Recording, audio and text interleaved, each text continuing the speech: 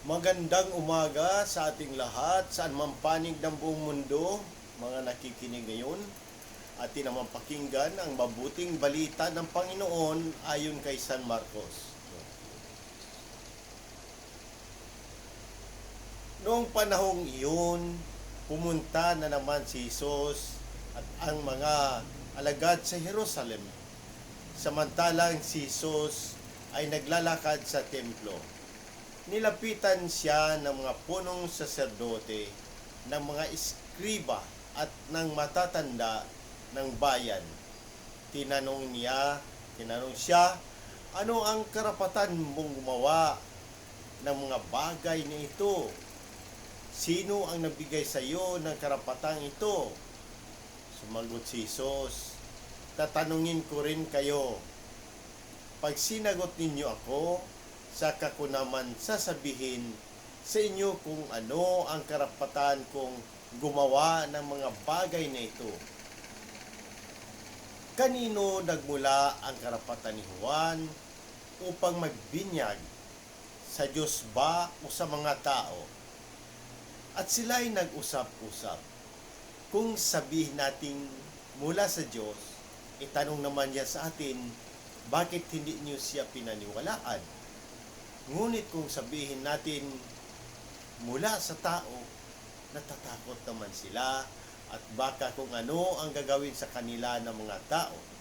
Sapagkat kinikilala ng lahat na si Juan ay isang propeta. Kaya't sumagot sila kay Jesus, hindi namin alam. Sinabi ni Jesus sa kanila, hindi ko rin sasabihin sa inyo kung ano ang karapatan kong gumawa ng mga ginawa ko. Ang mabuting balita ng Panginoon. Ating pagnilayan.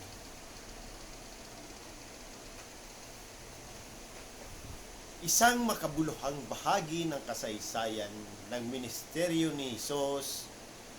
Dito makikita natin ang pagtutol ng mga punong saserdote, mga iskriba, at mga matatanda ng bayan sa kapangyarihan at otoridad ni Jesus. Tinanong nila si Jesus kung saan nanggaling ang kanyang kapangyarihan upang gumawa ng mga himala at mangaral. Ngunit sinagot sila ni Jesus ng isang tanong tungkol sa pinagmulan ng kapangyarihan ni Juan Bautista. Sa ating mga pagninilay, una, ang hamon ng pagtatanong. Ang mga leader ng relihiyon ay nagnanais na subukan si Jesus upang hulihin siya sa isang pagkakamali. Ang kanilang tanong ay may halong pagdududa at takot na mawalan ng kapangyarihan. Sa ating buhay, may mga pagkakataon na sinusubok tayo sa ating pananampalataya.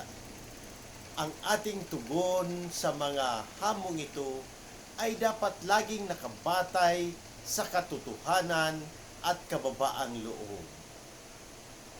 Pangalawa, katalinuhan at karunungan ni Jesus.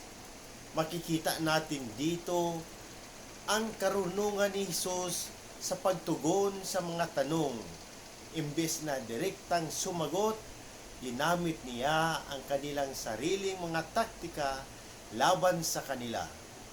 Pinakita ni Jesus na ang tunay na karunungan ay nagmula sa Diyos at hindi sa tao.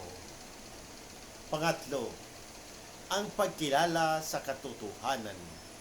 Ang takot ng mga leader ng relihiyon na aminin ang katotohanan tungkol kay Juan Bautista ay nagpapakita ng kanilang pagkabulag sa katotohanan dahil sa kanilang sariling interes.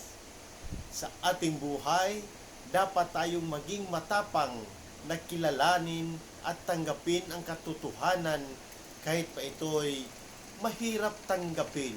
o may kapalit na sakripisyo.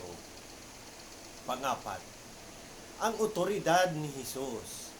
Ang tanong ng mga lider ng relihiyon tungkol sa otoridad ni Jesus ay isang pagkakataon para sa atin na pagnilayan kung saan nanggaling ang kanyang kapangyarihan.